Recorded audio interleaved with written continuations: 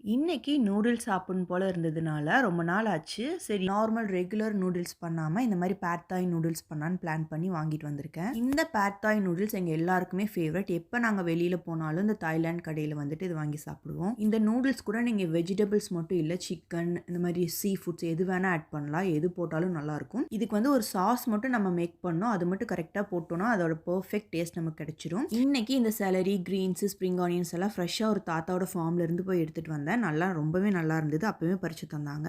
So நமக்கு தேவையானதெல்லாம் எடுத்து வச்சுட்டேன். கொஞ்சம் ஸ்ப்ரிங் ஆனியன், கேப்சிகம், ஆனியன், கொஞ்சம் கார்லிக் கட் பண்ணி, ஸ்பினாச் கொஞ்சம் கட் பண்ணி வச்சுட்டேன். ஸ்டீம் பண்ணுறதுக்காக செலரி, zucchini அண்ட் கேரட் எடுத்துக்கிட்டாச்சு. அதை ஃபஸ்ட்டு ஸ்டீம் பண்ணி எடுத்து வச்சாச்சு. ஒரு ஒரு 50% ஸ்டீம் பண்ணால் போதும். இப்போ நம்ம ஒரு சாஸ் மேக் பண்ணலாம். அதுக்கு கொஞ்சம் புளி தண்ணி கரைச்சி எடுத்துக்கிட்டாச்சு. அது கூட கொஞ்சம் பாம் சுகர் இல்லைனா வெல்லம் ஒரு 2 ஸ்பூன் எடுத்துக்கிட்டு, சோயா சாஸ் ஒரு ஸ்பூன், அப்புறம் ஆயிஸ்டர் சாஸ் ஒரு 1 1/2 ஸ்பூன் போட்டேன். அதுக்கப்புறமா ஃபிஷ் சாஸ் வந்துட்டு ஒரு 2 ஸ்பூன் போட்டேன்.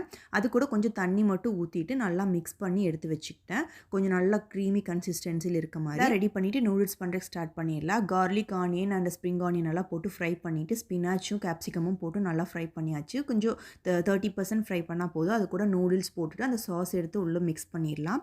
மிக்ஸ் பண்ணிவிட்டு நம்ம தேவையான எக்கு எது வேணுமோ ஸ்க்ராம்பிள்டு எக் எல்லாம் போட்டுக்கலாம். நான் இந்த இடத்துல ஒரே ஒரு மிஸ்டேக் பண்ணேன். நான் அது கூடவே வந்துட்டு எக் போட்டு ஸ்க்ராம்பிள் பண்ணிவிட்டு மிக்ஸ் பண்ணங்காட்டிக்கு கொஞ்சம் கொலன்னு ஆயிடுச்சு. அதை மட்டும் நீங்கள் பண்ணாதீங்க.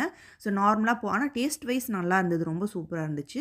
இப்போ அது கூட எல்லாம் நம்ம ஸ்டீம் பண்ணி வச்சதெல்லாம் போட்டு ஸ்ப்ரிங் ஆனியன் போட்டுட்டு மிக்ஸ் பண்ணிவிட்டு சால்ட் வந்துட்டு அந்த சாஸ்லேயே சால்ட் இருக்கும். ஸோ அதுக்கு தகுந்த மாதிரி அட்ஜஸ்ட் பண்ணிக்கோங்க. அவ்வளோதான் நம்மளோட பேட் தாய் நூடுல்ஸ் ரெடி.